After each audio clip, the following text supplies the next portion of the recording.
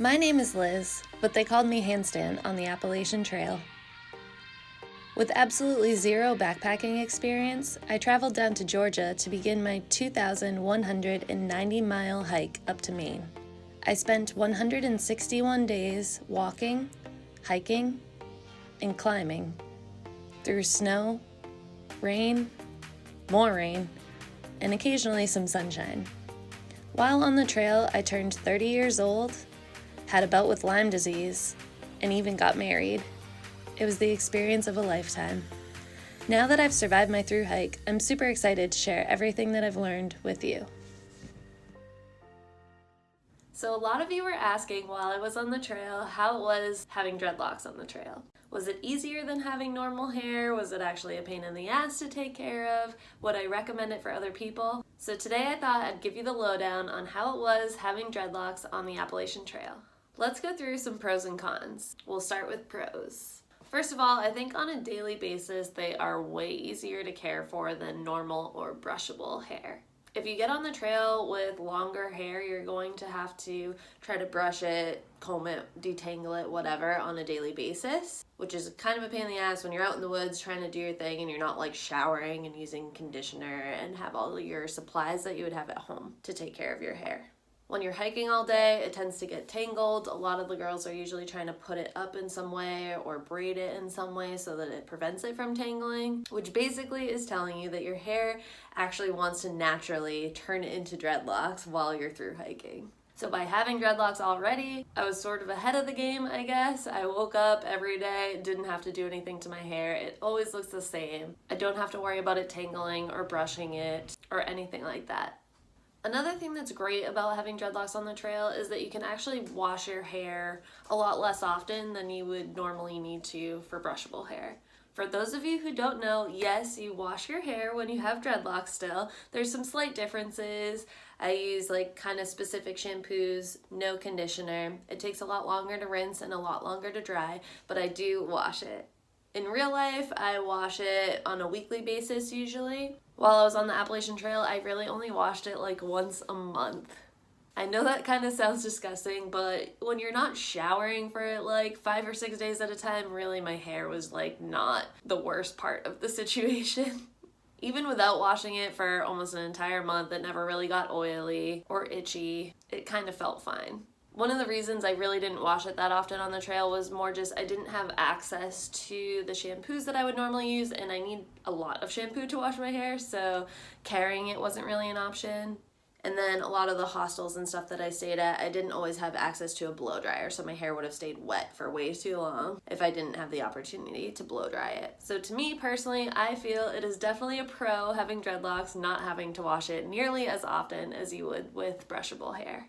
Another awesome thing about having dreadlocks is the fact that you can put it up in a bunch of different ways without needing to use elastics or bobby pins or anything like that. You can actually just use the dreadlocks themselves to tie your hair up.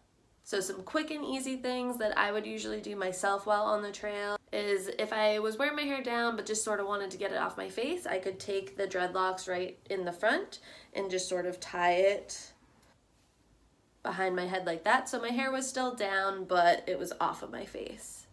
Another easy style is just a low ponytail, so you can take some dreadlocks from underneath your hair, wrap them around and tie it in a knot, and then you've got yourself an easy, quick, low ponytail.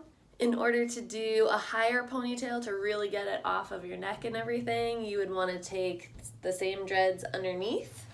I would flip my hair over, cross them in front, wrap them around the back and tie them in a knot. And then I've got a nice high ponytail. And then from there, to really get out of the way, if I wanted to do a bun, I could just take that hair, twist it up, wrap it around, and stick it inside that knot. So I normally have like an elastic on my wrist or something like that, but elastics tend to break.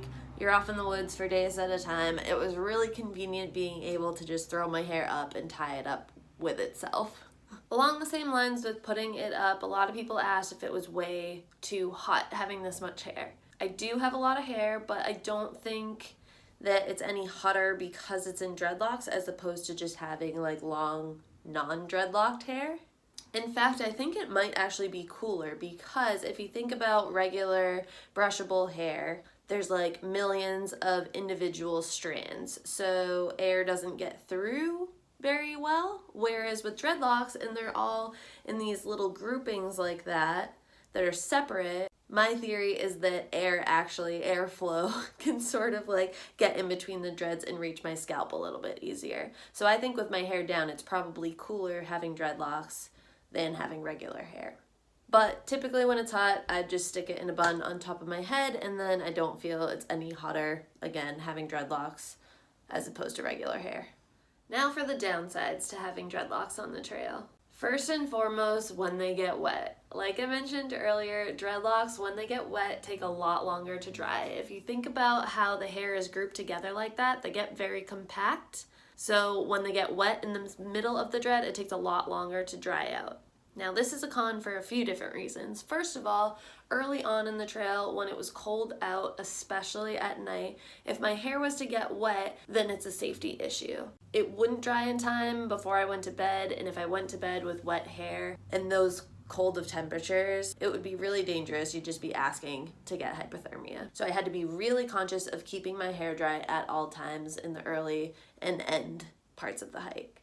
When it was hot out in the summer, I didn't so much have to worry about hypothermia, I don't think, but I still wouldn't really want to be trying to go to bed at night in my sleeping bag and stuff like that with sopping wet hair. So I was still trying to keep my hair dry in the summer, and wearing like a rain jacket all over your hair and covering everything that doesn't like breathe well is so hot in the middle of summer. It wasn't fun. And the other downside that sort of goes along with that, as I mentioned earlier, when you're staying at hostels along the trail, a lot of times you don't have access to blow dryers. So if you do decide to wash your hair and get it wet, you're stuck with it being wet for quite a long time.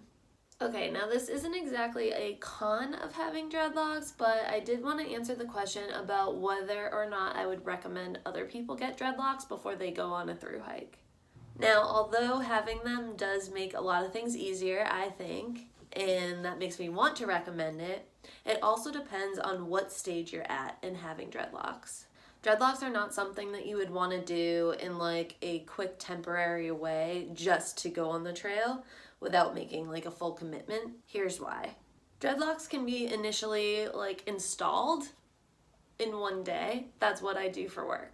However, once they're put in, they still take time to mature, we call it, or form or lock, where they go through some early stages in that first like 6 months to a year, depending on your hair type, of not looking so great and needing a lot more attention, assuming that you want them to look a certain way.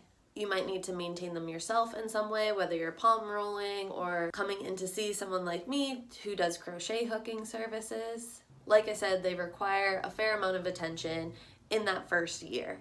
So if you got them done right before you went on the trail, they might look like a hot mess the whole time you were hiking.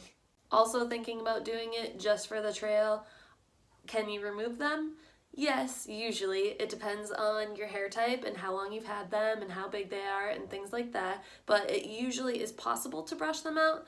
It's just not a quick or pleasant process. So to put them in right before your hike, they look like crap most of the hike because they're brand new, and then to try to brush them out after doesn't really make any sense.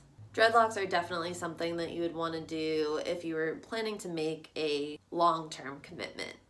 My dreadlocks are over 8 years old. They're really easy to take care of at this point. I do little to nothing to them. I did bring a crochet hook with me on the hike, but that was more because I wanted to give other people dreadlocks on the trail, not because I needed to do much to my own. I think I maintained mine twice, basically just pulling in a little bit of that frizz around my hairline in the front, but I really didn't have to do anything to them at all. Now, on another note, some people are happy to do dreadlocks in a more natural way, where they just stop brushing their hair and let their hair take on its own form and form into dreadlocks naturally. There is absolutely nothing wrong with this method, and if that is something that you want to do, this is a good time to do it before going on the Appalachian Trail, because if they look kind of crazy in the first 6 months, you're off in the woods, so who cares?